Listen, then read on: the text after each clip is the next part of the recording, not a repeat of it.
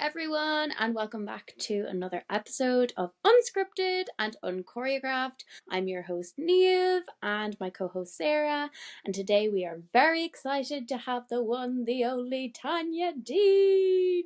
Hello, thank you for having me. Thank you for coming on. So we'll go straight into it, Tanya, if you don't mind. How did you get into the arts? Where did it all start? I think for me it all started, I think like a lot of people, it started in primary school and in primary school plays. So I was quite a precocious and unfortunately confident when I was a young child, and I had a very good memory, which meant I could memorize lines very quickly. So primary school teachers learned that they could throw a role at me and I would have no shame. And could have it learned off quite quickly. So, I got to do all the greats, Virgin Mary, that's pretty much it. So it all started in kind of primary school plays, the usual, the nativities. When I was, I think, would I have been 10? My mother enrolled me in speech and drama classes in the local, that were taught my local primary school in Dunboyne by the amazing Vivian Doolin, who I still think is just one of the best drama teachers in the world. And it kind of, from there, it stopped being something that was a hobby and started to become the thing that I always wanted to do. Going through drama, speech and drama, all the way through school, I wanted to be an actor. And then when it came time to choose college options, it's really embarrassing to say this because I'm a university lecturer. I'm now at the point where I know better, but I hadn't a clue. And I went to the guidance counselor's office and did one of those like personality tests on a very old laptop. And the first thing it said was journalism. I was like, okay, I guess I'm studying journalism. So I started studying journalism in, as it was then, DIT. And I remember I got 2 weeks into a 4-year degree and knew very quickly, no, I've taken a wrong turn. And it was a really, really good course. I remember that there was really good teachers, and it gave a lot of options. It wasn't the course. It was just wasn't the course with me. So I chatted to my parents and I said, look, this is the wrong fit. I'm never going to be doing this professionally. I'm making it sound very mature. I wasn't. I was like, please, please, please, can I drop out and do drama? And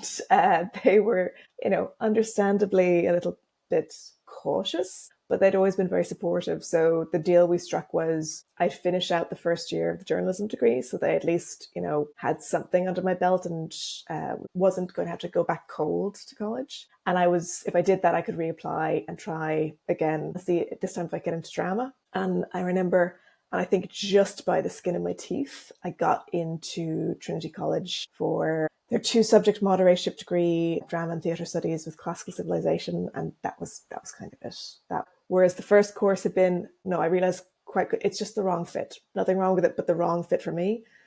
The first few days in drama and in Trinity were like, this is the right fit. This is absolutely the place that I want to be. And so it just kind of went from there. My parents, very great credit, they never once tried to talk me out of it. They're deeply supportive and practical people. I think they just wanted to make sure the fact that I was willing to kind of go to college and get the qualification, I think reassured them. And no, they've never ever tried to talk me out of it or tried to talk me to something more sensible. My mother is a teacher and was a primary school principal. My father worked as an editor for the news and RTE. So, they weren't deeply connected in the arts, although they always loved them, but they had a deep respect for them. So I think, and given that this is like, the late 90s, we're just coming out of the 80s, I think they were ahead of their time and very refreshingly open to, she's always loved this. Why not? Why not at least try? You're a cat with 9 lives. What's the worst that can happen? You can always start again. And so then once you got into Trinity, was there an audition process for Trinity, or what was the day in the life like in Trinity? Sure. So in terms of getting into Trinity, it was a different time. So back then, this is long before the Lear was the kind of the conservatory training that Trinity offered. So Trinity had 3 main undergraduate options. One was a bachelor in acting, one was a single honours bachelor in theatre studies, and one was to combine with other subjects in the arts, so a 2-subject moderatorship. And I think a few lucky stars were in the right place for the year that I applied, which I probably wouldn't have gotten in the year before, or possibly the year after. So the changes were, it used to be that you had to audition for the acting degree, I remember that. And for the kind of more academic degrees, there was an application and an interview. But I remember that the year that I was applying, for the year that I got in, they told us at the interview that I think it was something of a formality. They'd changed it so that basically if you'd gotten to the interview stage, as far as they were concerned, you were eligible. So if you got the points, you would get in. So I think I auditioned for the acting one, did not get far at all. I think like at the first cut, I was gone, which in hindsight, I don't think I was copped on enough to realize it then. In hindsight, it was a fairly good indicator of where my acting career could expect to go. So I got to the interview for the single honours and the 2-subject moderatorship, and they said, if you get the points, it's a formality. And I can't remember what the numbers were, but I remember I just squeaked in on the points for drama and classics. So I was, for the first 3 years, living at home, so I would commute in. And because it was the academic degree, I did not know this at the time, but the contact hours were comparatively light compared to actor training, like the program I currently teach on, or the actor training program that would have been at Trinity at that time. That's much more intense full-time contact hours. Whereas a traditional arts degree in general tends to be, you're expected to do more independent study. So you'll have 12 to 16 contact hours for lectures. And the idea is out of a theoretical 40-hour week, the rest is spent on independent learning. And again, this is embarrassing to admit as a lecturer who, of course, thinks students should only be thinking about my lectures and doing all the readings all the time. I was not spending all the time doing all the readings. I always think I think everyone thinks they'd love to go back to be their 18-year-old self with their 43-year-old self's knowledge. I think I would have tried to get more out of the degree then. I just didn't know how to be a student. And I was a grand student. Like, I was good in attendance. I was generally good on the readings. And again, I had, unearned confidence in my own opinions. So, a seminar or a lecture was something I really adored, somewhere to get the chance to kind of like really start to get your teeth into these intellectual ideas and history and theories. And in hindsight, the seeds for my current career were sowed then. But I think I was very, very happy in that course. I never quite understood what was the expectation for a student. I think at the time, the educational model was if you got to university, you were expected to know how to be a university student. And I think for a lot of us, we didn't. So you just kind of figured it out by bumping into things. I think now there's much more, they try to give you a little bit more of a runway into university, whatever direction you're coming from, so that you learn a little bit more what's expected of you as a student. But it's still a huge jump from secondary to third level. So the reason that classics and drama was what I ended up putting down and going for and adoring was I always had a fascination with the ancient, that there were these kind of glorious, epic, beautiful, ugly myths and these kind of like extraordinary, brutal, and yet artistically enlightened civilizations. And just the thought of getting to spend 4 years learning about that felt and still feels very decadent. And yes, at the middle of the Venn diagram of those two courses of drama and theatre studies and classical civilization lies Attic theatre very strongly, and it is an abiding love. I absolutely love kind of Greek tragedies, Attic tragedies. And I remember at the time we were reading plays like By the Bog of Cats by Marina Carr, which is an extraordinary play. So we were also, that would have come out, I think it was 97. So it would have been like only 3 or 4 years. So it was very, very contemporary at the time. So we were at a really interesting point where Irish theatre, with artists like Friel and Marina Carr, were bringing an Irish sensibility to the classics. So that was a really interesting time to be studying those two things together. And I actually ended up writing my undergraduate dissertation on female characters in Greek tragedies. So again, kind of the seeds were sown then for some lifelong obsessions. So when I got to the end of 4 very, very rich years, I was, I think, not consciously at the time, but I think I was starting to come to the realization that acting wasn't the right fit for me, both in terms of like in talent, honestly. I think I was realizing that I was grand, but I was never going to I was going to struggle. Like, acting is a very tough career at the best of times, and I was going to professionally struggle. And I also knew, I think I had just enough self-knowledge to know, I think I would have personally struggled as well. I think the psychic integrity it takes to be an actor is utterly extraordinary. Like the ability to, ordinary mortals, when they're looking for a new job and they go through interviews and all that process, it's supposed to lead to like a steady stage of life where you can draw your identity from it. So you go through all of that challenge and proving yourself and having to imagine yourself in a new life and a new career, a new version of yourself. And once you get the job,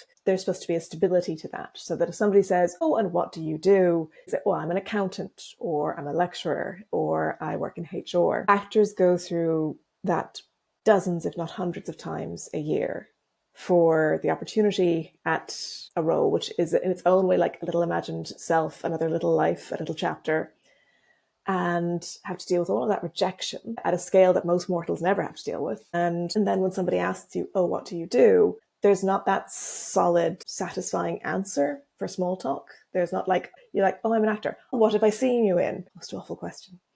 I think, I don't think consciously, I can see this now with the benefit of many, many years hindsight. I think I was starting to realize how difficult I would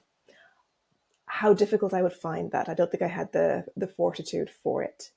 And again, I didn't have the talent for it either. But what was really nice was, before I realized all of this, I was realizing that what actually made me happiest was the nerd side of theatre.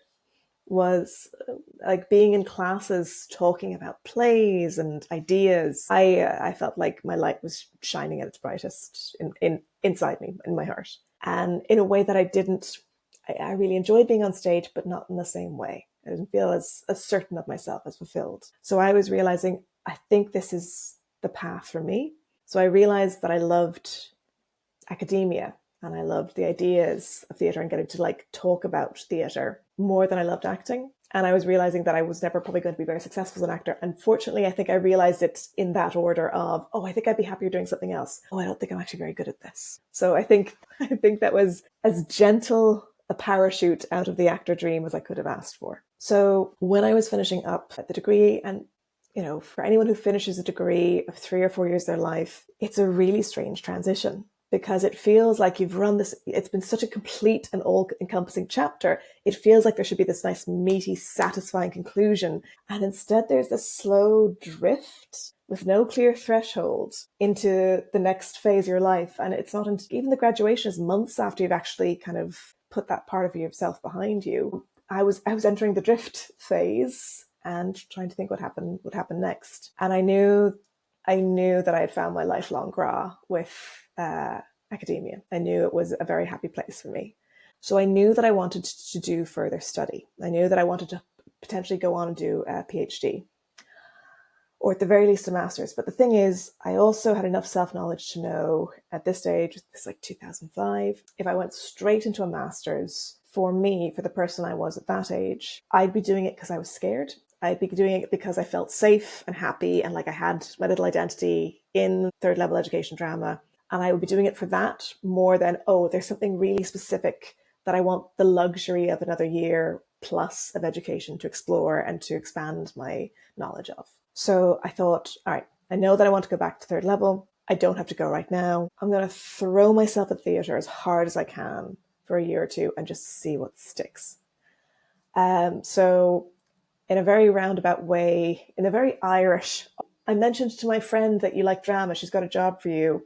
I started to cobble together something resembling a career. So one of my former lecturers, the utterly extraordinary Dr. Karen Fricker, who's still just like, I saw her a few months ago and I'm still starry-eyed when I look at her. She's just so brilliant. She had been involved in setting up a sadly now gone publication called Irish Theatre Magazine. She knew that they were looking for an assistant for the general manager. She also connected me with the also extraordinary Maura O'Keefe, who's now created Once Off Productions, a producer who was looking for just an assistant on a show that was happening. So my first gig in theatre right out of college was, assistant producer, wardrobe assistant, workshop assistant on a production of Titus Andronicus, directed by Selena Cartmel. And it was, I know this is a podcast, so people can't see Neve's face, but it's amazing. And it was like, I was like, God, what was I, 22, 23? And like, I was a young 22, 23. I was not copped on at all.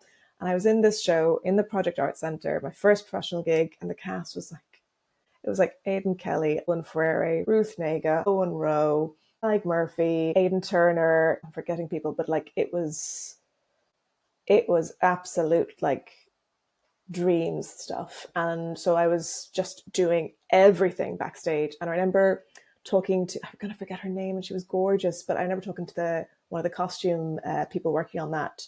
And my approach to that job had always been like, all right, whatever you ask me to do, I will try. I will try my hardest. I will figure it out. I was wardrobe assistant. I still to this day cannot handle an iron. Like, my husband does the ironing for the household. That's the labour division of the household. I'm dreadful at it. The odd time that I actually have to at gunpoint, I'm not even trying to make it look good. I'm just like, I want it to look like I knew I had to try. I want people to look at this wrinkled thing and be like, ah, sure, she tried. So I'm doing like wardrobe assistant for this cast of like 22 or something. So the attitude was very much like, you ask me to do something, I will try. I may not be a natural at it, but I will try with goodwill. And I remember this wonderful costume person afterwards said to me, if anyone ever asked me for assistant, I will recommend you. And I thought I was terrible. I thought I was like this, and I was like this inept 22-year-old who had to be told how to do everything. And I was like, why? And she said, whenever I asked you to do something, you said, okay, with a smile, and you went off and did it. And like, that's always stuck with me. It's like, that feels like it should be the basics. But a wonderful producer and lecturer friend, Marianne Nikaneda, says that the job in theatre always boils down to do what you say you're going to do and be sound about it. So that was like my first job, and that was my first lesson in do what you say you're going to do and be sound about it as a work ethic. So that was my first theatre gig. And then I was also kind of, as you do after graduation, cobbling together the portfolio career. So I was working in a wine shop. That was my rent job. It also meant I drank far better than I had any right to at my age and paycheck level. And some of the most magnificent nights and horrendous hangovers of my life were during those 7 years. I started working at Irish Theatre magazine, and that was my other kind of main gig. And that was an incredible experience, because at the time it was kind of long form reviews, which are a dying, if not dead, art form now, and kind of news about the industry. And it was published. Like, if you ever see them in a library, like, they were gorgeous artifacts. Which also makes them completely impractical now, because it was a quarterly magazine. Like, you're doing reviews that came out 3 months, 4 months after a show closed. They were more about documenting than about promoting. But I was, getting to read these and help the editor, the amazing Helen Meany, with the proofs. So I was still like an idiot at 22. I was inadvertently getting this amazing education on Irish theatre. So I worked there for 2005 to 2007. So 3 years, three and a half, I think it was just under 3 years. And I was starting to be like, okay, I've gotten to do some amazing opportunities. I've gotten to work some shows. I've gotten to do some TAing. I've gotten various part-time theatre gigs. I think I'm ready to start figuring out what the next step is. And I was going through some back issues of Irish Theatre magazine, and they had an article about this thing called dramaturgy. And it's like the moment in the rom-com where you look across the room and the perfect destiny for you is looking back at you with a wink.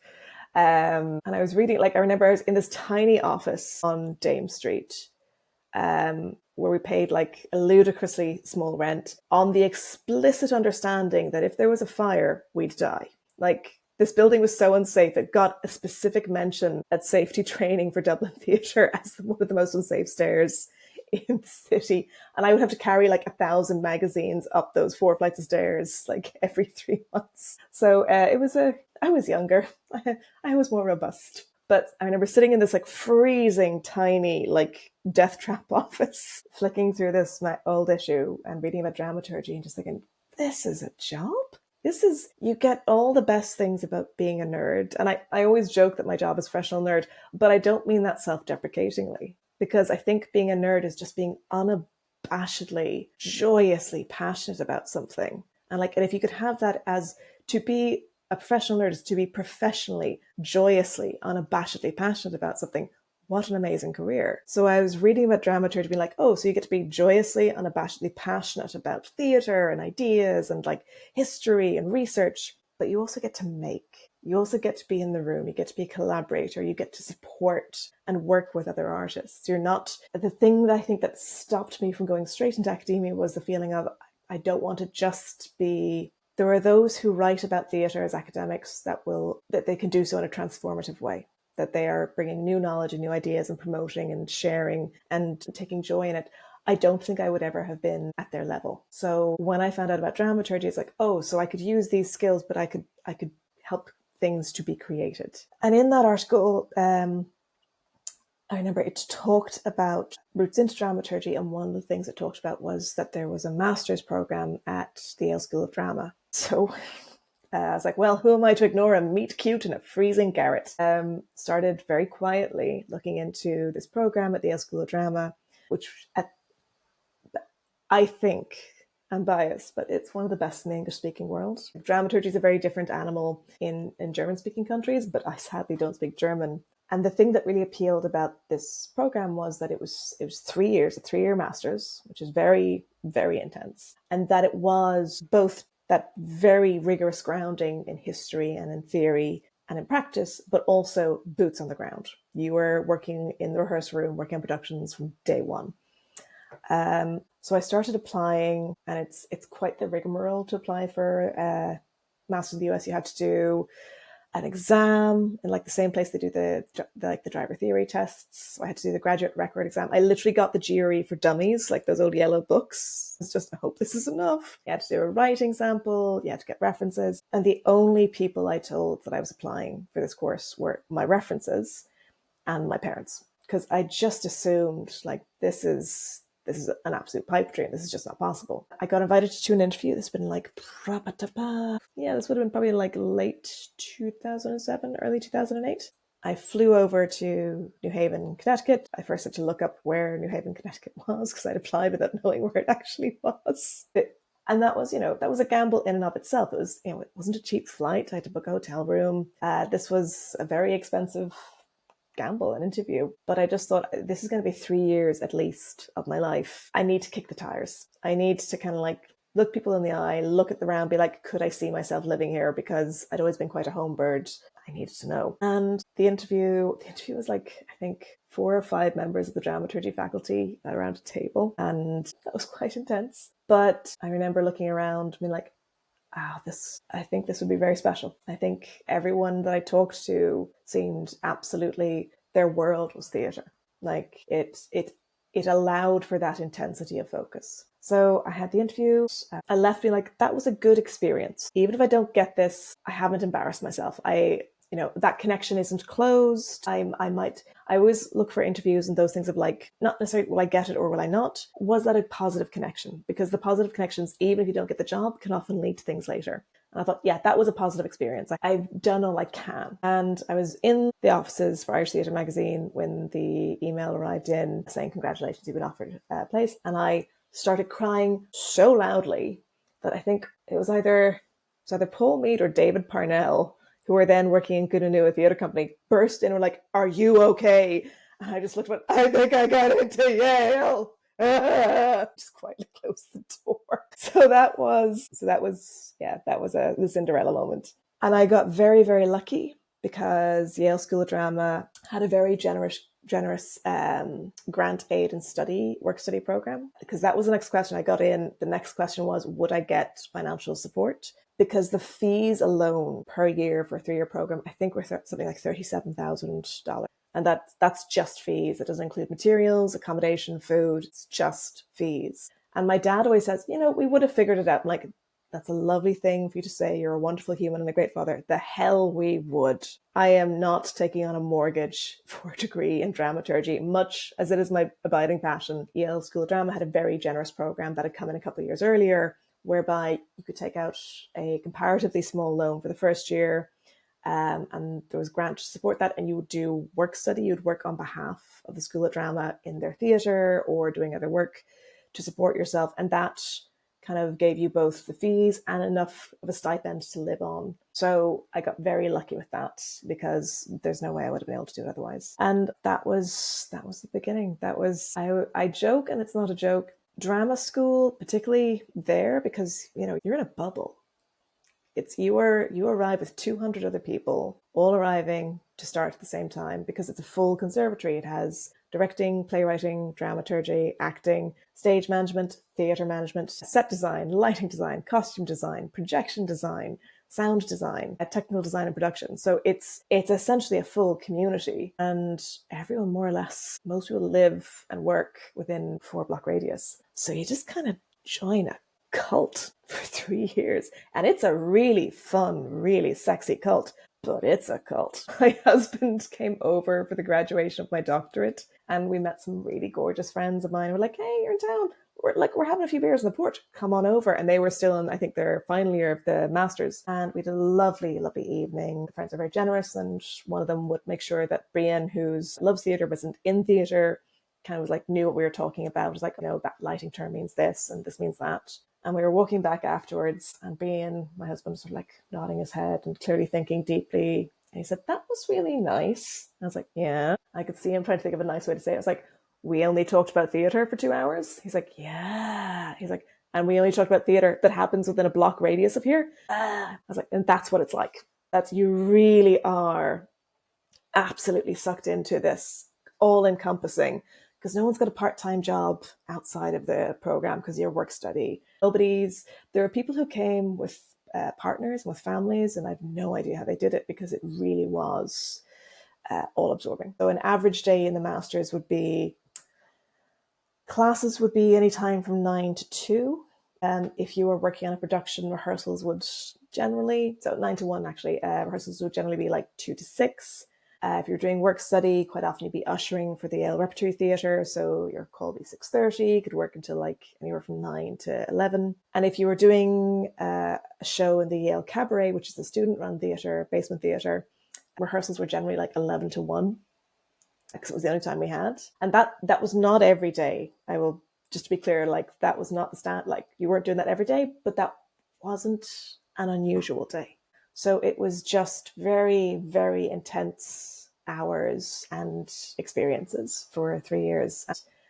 I loved it. It took like my physical, emotional, and mental health got like a bruising from it, because it's amazing, but it's not healthy. And I've had to work over the years to kind of just gently start to unpick apart that way of thinking, to figure out, well, what was a value here, and what's a way that's actually not a great way to think about work and yourself and your value, and to learn, to leave behind a culture of competitive masochism.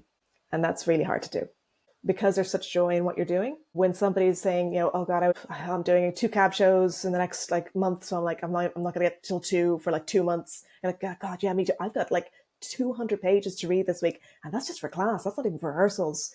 It's very hard not to get sucked into that culture. And like I said, I loved it. Not everyone had a great time there, and they've been going through a lot of changes recently. But I was very lucky that I, just through luck and chemistry, they were extraordinarily happy and rich years. And I've taken much good from them. And I'm learning to kind of gently and compassionately let some of the less healthy habits go. That was the Masters. That was 3 years. And one of the unique things about the dramaturgy program, so it's the MFA in Dramaturgy and Dramatic Criticism at Yale School of Drama, which has since been renamed the David Geffen School of Drama at Yale, because they got a huge endowment from David Geffen. But one of the things about that program was it had the option for the dramaturgy strand only to apply to continue on directly to do a doctorate, so a doctorate of fine arts. So that was a big part of the appeal as well of, well, I know I want to go into academia and teach and research. This allowed me, again, that passion for production, but it was still a route towards academia. So I finished the 3-year intense MFA, applied to do a doctorate, and then I spent another 3 years still living in New Haven. But the difference now was, the downside of a doctorate, of a PhD or a doctorate of fine arts, is it's very isolated. It's just you and your brain and your laptop in a library for years. And there's aspects of community, you have conferences, you've got fellow grad students, but it is very isolated work. But I'm still living in the Yale School of Drama bubble. And the difference now is I'm not on the same track as everyone. So I can choose when I want to engage with like the passion and the madness and the community, but I can also choose to step away when it starts to get overwhelming. So I got kind of another chapter of life at Yale School of Drama that was gentler, is probably misselling it, because I don't know that it was gentle, but it was less pummeling. And I was very, very happy there. They were 6 very, very rich, happy years. And it got to the point where I'd been in New Haven for 6 years. I still knew I had at least another year, if not two, before the doctorate would be finished. And I was talking to a friend who had arrived in the MFA at the same time as me, Ryan Davis, and was doing the doctorate. And we were both kind of like, I think I'm ready. I think I'm ready to move on. This is kind of like fairyland or Neverland. It's amazing, but it doesn't quite feel real. And it's like secondary school. It's a lot of fun, but if it's not real life, and you kind of need to move on from eventually. And if you spend your life trying to live in that bubble or trying to get back to it, you'll never be happy. I realized that I was homesick and I was ready for a new chapter. So I think I slightly just like gaslit my doctorate supervisor into agreeing to let me work remotely for another year or two. Now, I will say he definitely said yes. I think he just forgot that he said yes. He was a very easygoing, lovely man. And he said, oh, so you're going back to Ireland soon? It's like, yep. He's like, so how's this going to work? I was like, email. So that would have been, so I started in the MFA in Yale in New Haven 2008. I was still working on the doctorate, but leaving New Haven in 2000.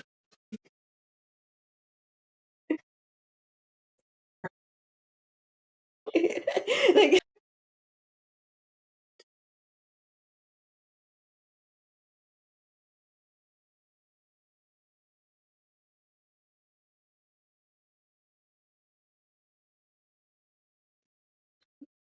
so I arrived back in Ireland, I think the summer of 2014, and my parents weren't home. I arrived back to our family home, they were away. And I remember I'd arrived back, it was a beautiful sunny day, and the house was empty. And I remember sitting in our backyard and going, I made a mistake. Like, I've been gone 6 years. I don't know what's going to happen next. Like, should I have just stayed in the States and like done the doctorate full time and finished there? And God, was this a terrible idea? What am I going to do? And I was sitting there and I looked at my phone and an email had just arrived from a wonderful friend, Charlotte McIver, at the then National University of Ireland, Galway, now University of Galway, saying, hey, great to see you at that conference recently. I've heard you're coming back. We're going to have a maternity leave contract coming up at the drama department, Department of Drama, Theatre and Performance in Galway starting January. Would you have any interest in doing some teaching with us? And that felt like the universe was like, yeah, you're grand. You're grand. Ireland was the right choice. You'll be grand. So that kind of worked out perfectly. I moved to Galway kind of part-time. I was back and forth to Dublin in January 2015 and started teaching, and just realized like Galway is such a special place as a city, and it's a really special drama department, and teaching there was a really wonderful experience. And I was really lucky that the colleagues there were all desperately cool, but also very kind.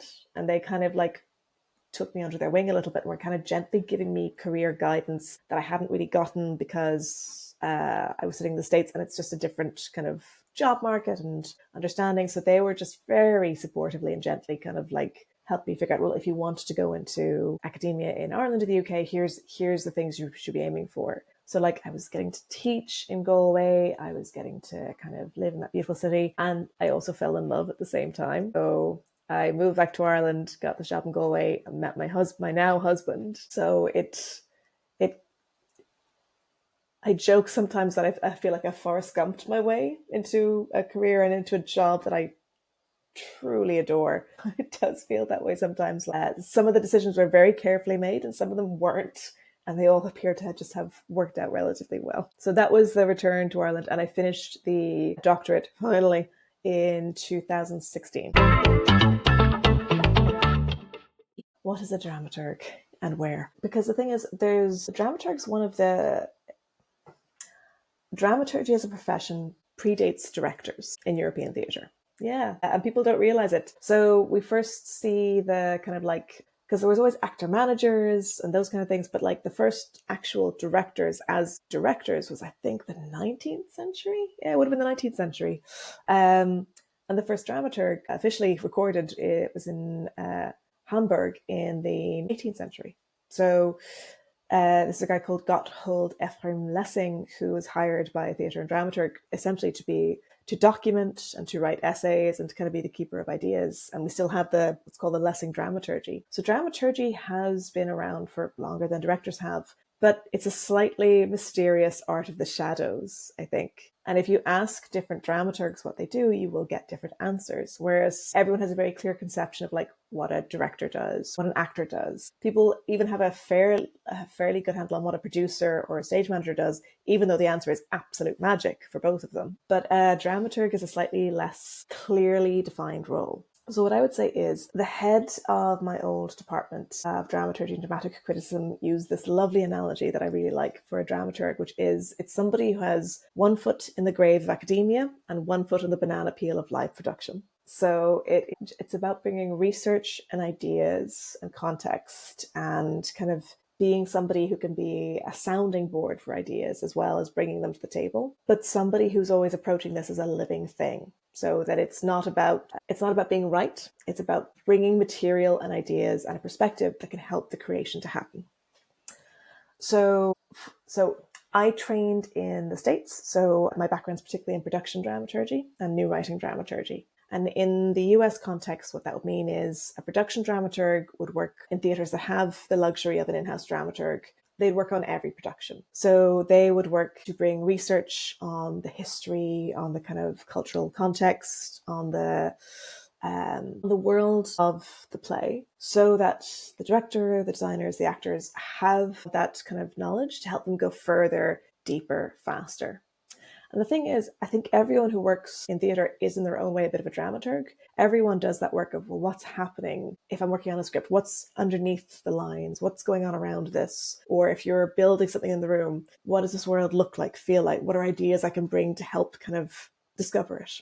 Everyone does a bit of that. The difference is that a dramaturg, it's their sole job. They're supposed to bring skilled research, analysis, and perspective to help people be braver and go further with their work. So because they have that security of knowledge. Anne Cataneo, who is the resident dramaturg at Lincoln Center, had this lovely phrase that I adored, where she said, if you are a dramaturg, on the first day of rehearsal, there should be, every time, an actor who sees you and runs across the room to hug you because they're so happy to see you, because they know you're going to help them do their best work. And I loved that because it made it so clear you're there to support. You are there to be useful. You are there to be generous. And you are there to be a collaborator. Because, having somebody in the room who's there with ideas, who's taking notes, who's giving kind of notes to the director, can feel quite clinical and feel quite detached. So I loved that idea of the dramaturg as somebody who's like, does their job and is sound about it. So if I'm working on a production and I get to be a production dramaturg, which in Ireland, it's not as standard a role. I miss it. It's one of my favorite things, so I don't get to do it as often. But when I do, so the first thing I'll do is I'll meet with the director and ask, okay, what's the script or the production? Why? What are your ideas for this? What drew you to it? What do you want from this? And I go from there. The first thing I'll do is I'll go through the script and I'll write a glossary, which is basically any term, figure, person reference in that script that's not immediately obvious, or where an actor or designer or director couldn't be expected to have an immediate context for it. I'll basically create a little encyclopedia specifically for the play. I'll include images, definitions, links, short articles. It has to be user-friendly. It can't be like, ka-thunk, here's your homework. Also learn the script. So it has to be light touch. It has to be, you can dip in and out as and when it helps you. But the first priority is always the script. This should be in support of that, not extra work. I'll generally build what's called, in the States they call them either dramaturgy packets or actor packets. So it's contextual information. So for example, I worked on an adaptation of a 20th century short story called The Yellow Wallpaper with Aoife Splan-Hinks and Maeve Fitzgerald for then this theatre company. And that was like, all right, what is it like to be a woman in the 20th century States? Like, what does it feel like? There is a sense of potential. There is a sense of kind of like the growth of a country. There's excitement, but there's also constriction. There's also a very clear, both like social constriction, like this is your role, you are a mother, you arrive, and physical constriction, like the idea of what the shape should look like of a woman impacts upon not just her physical health, but also her like mental health. So it's all these kind of like ideas. And I'll And again, the whole thing about an actor packet is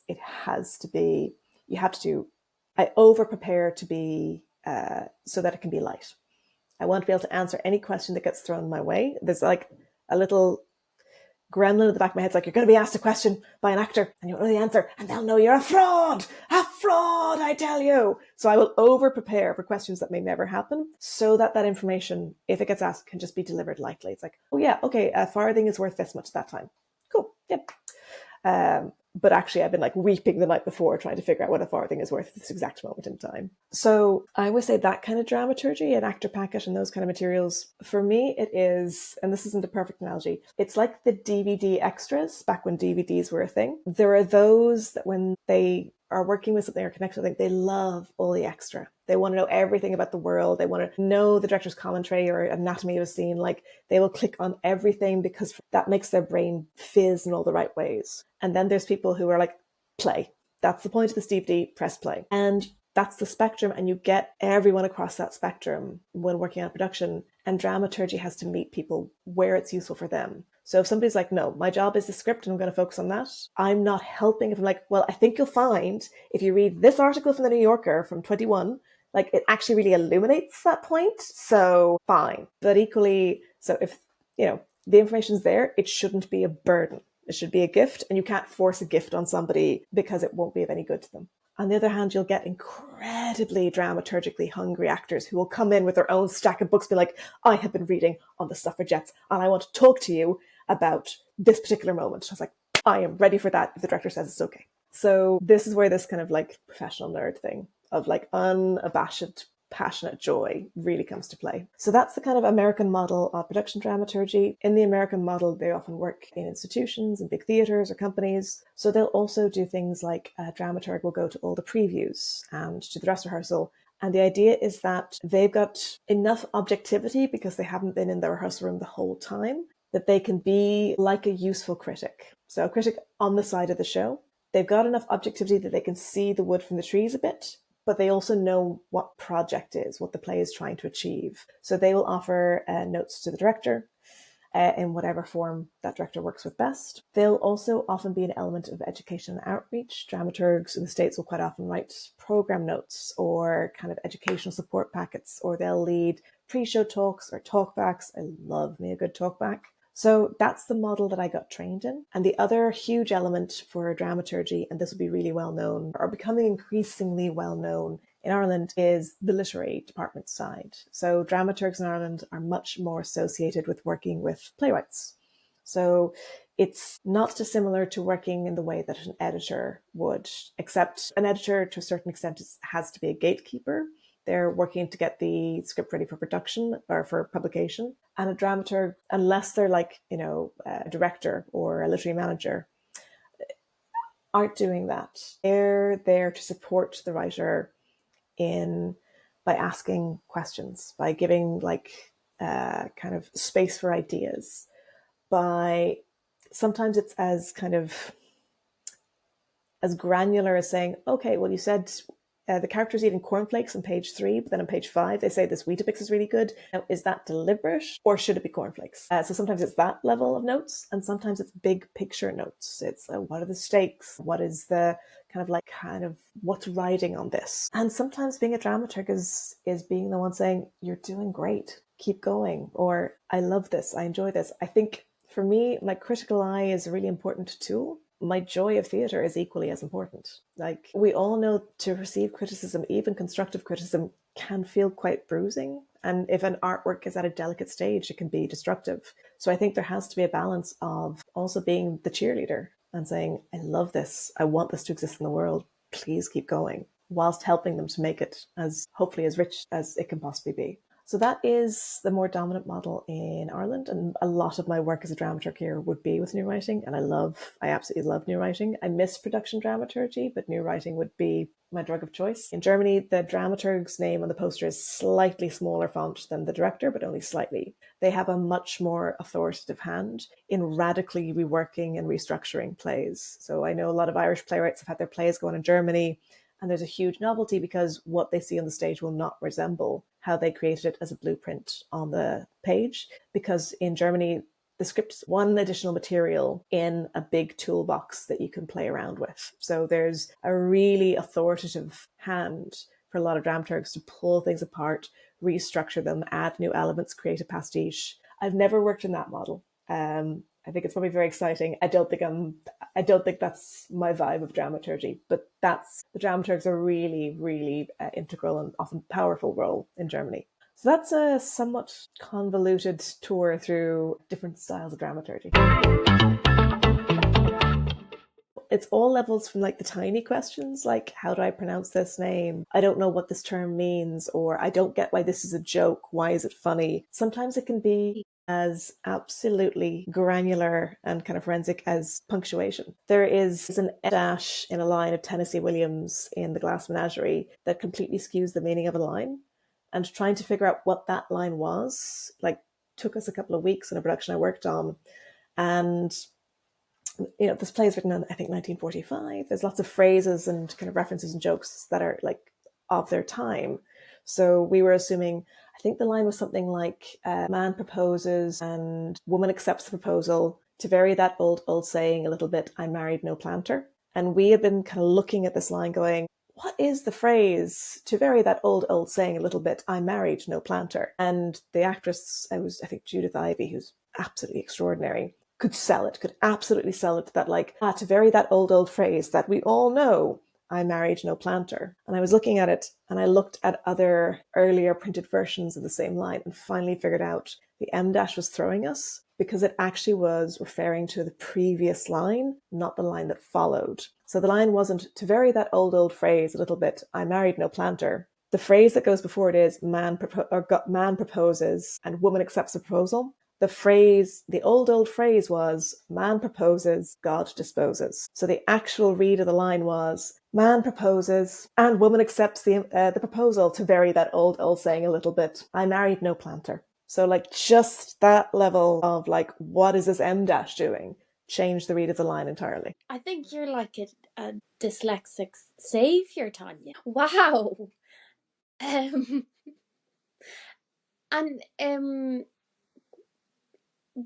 So I suppose for dramaturgy, do you have to be good at grammar, punctuation, language? Do you think? I don't think so, because it's one of my, like, I have a background in kind of journals and in editing, so it's in my toolbox. But it's, in the same way an actor has their toolbox of things that they're really good at, and your toolbox will be different from somebody else's. And they're just all the things that you have, and somebody will be amazing at physical work, and somebody else, is really good at kind of like creating a physicality for the character, or somebody's really good at like finding the meaning of a line, somebody's great at comedy, somebody's great at... You have your own unique toolkit, and that doesn't mean better or worse. It just means that's all the individual artistry that you bring to this role or to this production. And I think dramaturgy is the same. And I think in the same way that an actor is not right for every role, dramaturg is not right for every production. So if it was a production that's like, look, this is a new script, we really need it to be like polished, so we need somebody who can essentially be an editor, literally, alongside, as well as being like an ideas support. And in that case, yeah, and a comfort with an editorial eye is a good thing I can bring out of my toolbox. But if the job is bring ideas, bring excitement, bring prompts that can help us fly higher and more bravely, commas and M dashes don't matter. If you've got that in your toolbox, you're the right dramaturg for that job.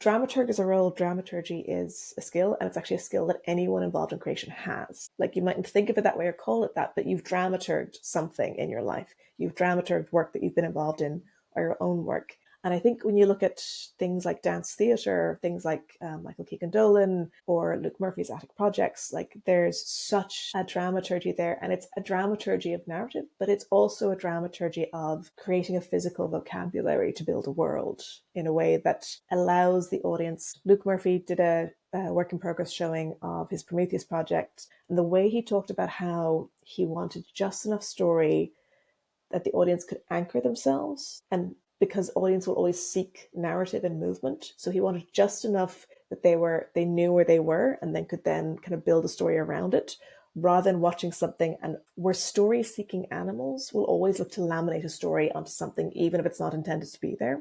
So the way he talked about how he takes that human instinct and knows how to give it just enough lure of story to help them immerse themselves fully in a dance theatre project was absolutely fascinating. And that's a glorious example of dance dramaturgy. It mightn't be somebody who calls himself a dramaturg. It might just be an artist working consciously or unconsciously to dramaturg something, or to think about the dramaturgy. Dramaturgy is like, can be taken as a synonym for the engineering of a piece. How does it all fit together? How do you make it run?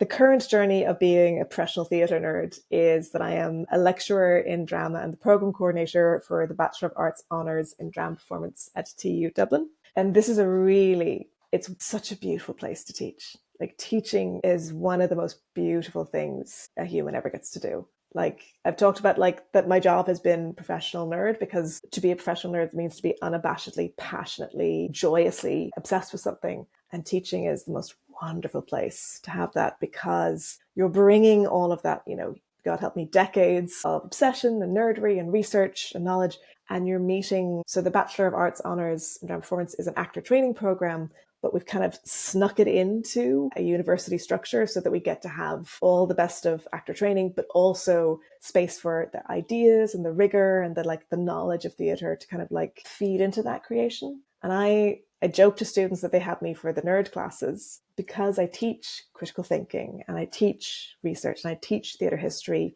And it's about meeting these young artists as they discover for the first time. And that is just the most beautiful privilege you can ask for. You get to have the best crack, the best nerdy discussions. And I'm going to reveal my secret now.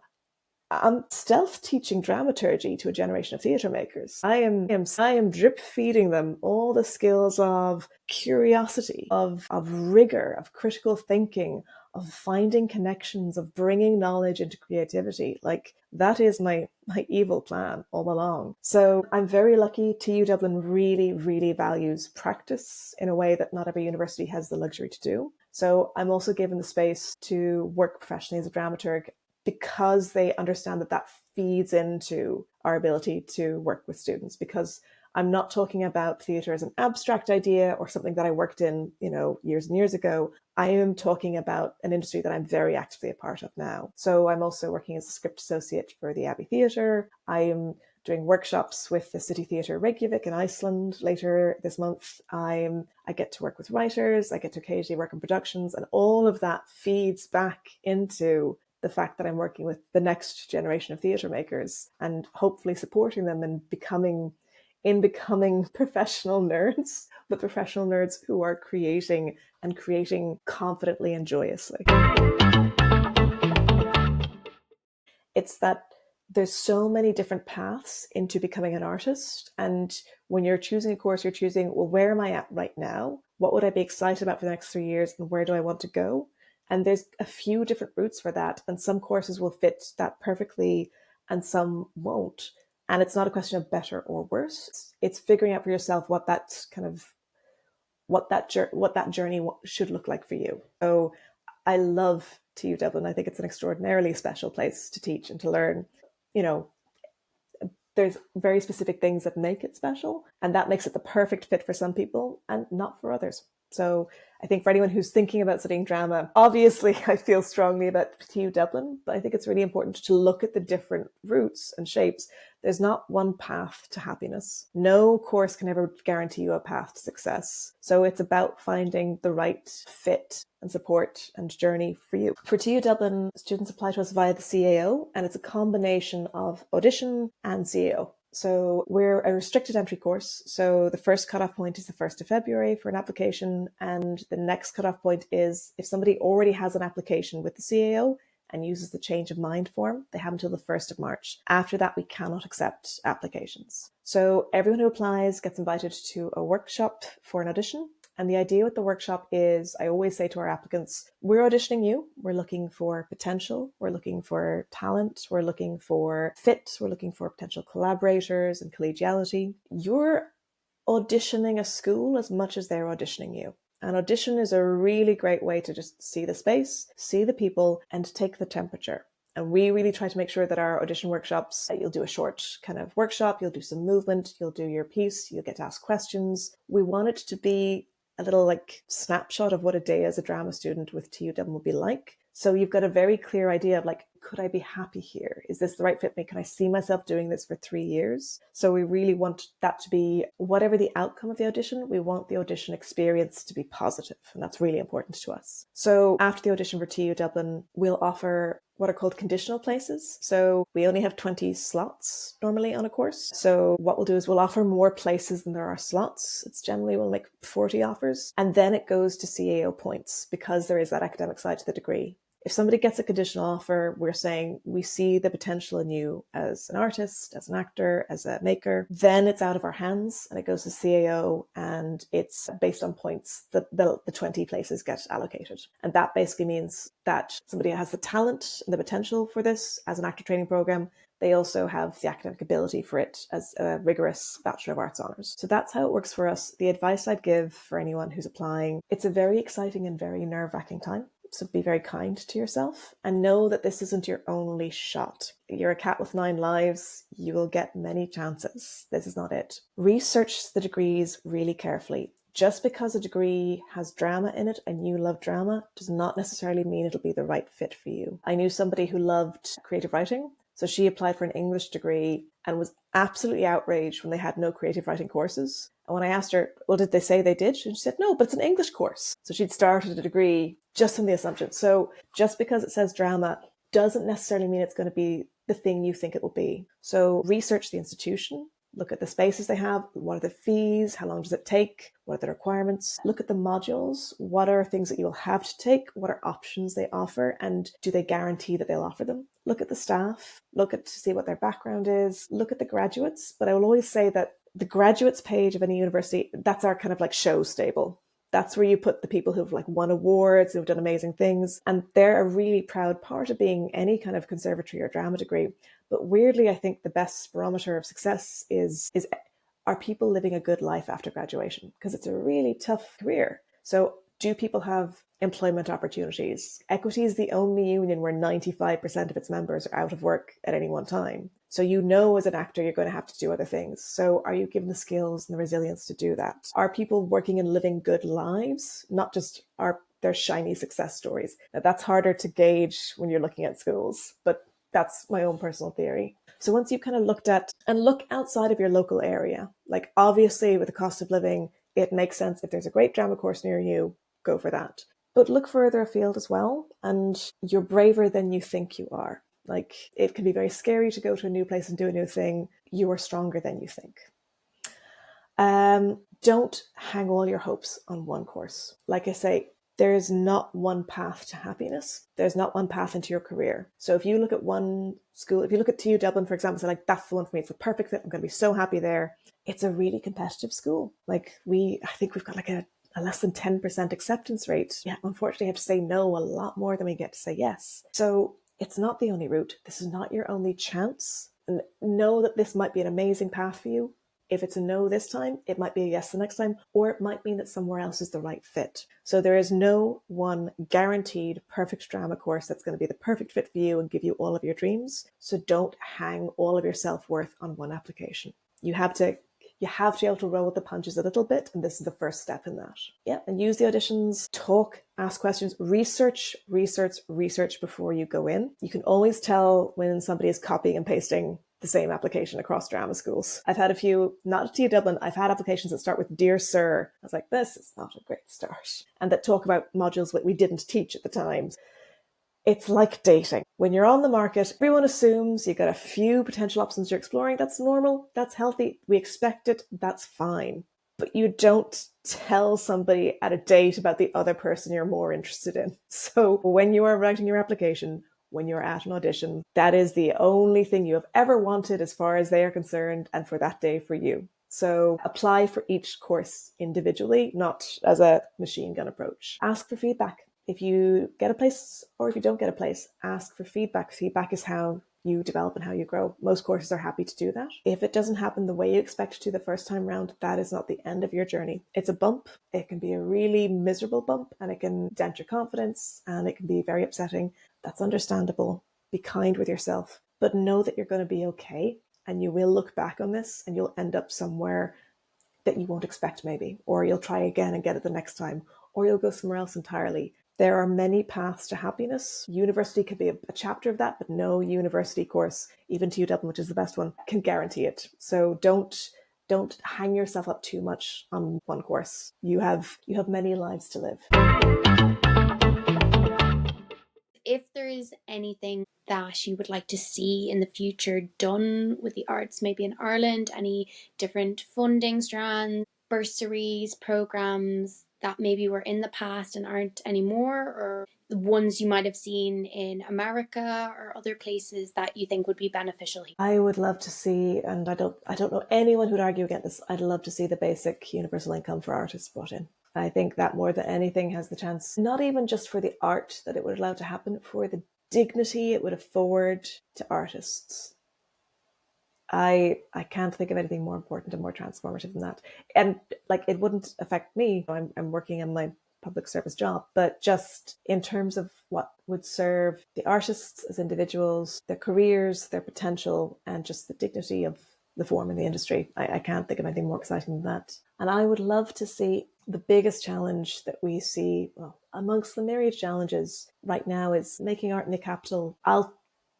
I'm of a generation where I still remember, when there were small theatres that you could like knock a show together relatively straightforwardly, comparatively cheaply, and it mightn't be the best show in the world, but you were making, and you could have an audience, and you were in the city. So like, I think even the theatres that are doing their best to make that possible for people, like the New Theatre, it's still a few grand to rent a week, and that's on top of the cost of living. That's a huge ask for young artists in a way that it wasn't 10, even 5, certainly when I was coming out years ago. So I'd love to see more spaces, like unglamorous, unfancy ones, but places like the Carl Shields, rest in peace, his wonderful theatre upstairs, also rest in peace. Like, that is a space that just allowed a platform where it was safe to try, but still to be professional. Like, I'd love to see, I don't know what the answer is, but I'd love to see more places, more spaces like that. And thank you so much for being here and sharing your amazing knowledge, passion, inspiration.